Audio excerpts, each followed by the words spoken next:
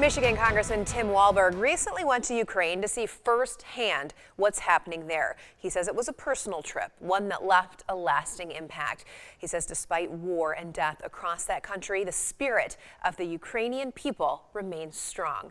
Take a listen as he shares one particular moment that he experienced that resolve firsthand. I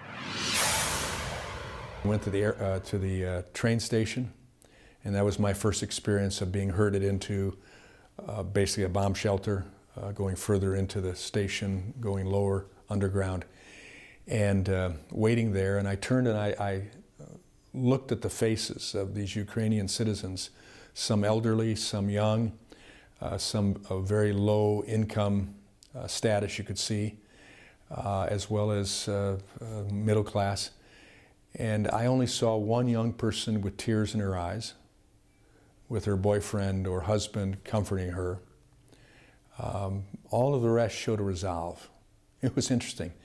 I'd never been through this before in my life.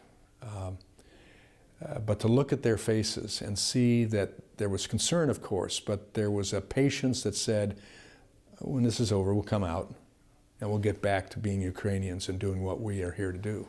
They're not losing hope. Even there in Lviv, that ultimately had pushed back Russian forces and were at this point in time in no significant encroachment by Russia thatself except through the air. There was a passion about Ukraine. There was a deep, abiding resiliency expressed by the people. A great appreciation for America and our Western allies. There was no indication that they were frustrated that we had come in too late with too little, and now we're ramping it up. That wasn't brought up except when I would bring it up. They were greatly appreciative of it, but of course requested more.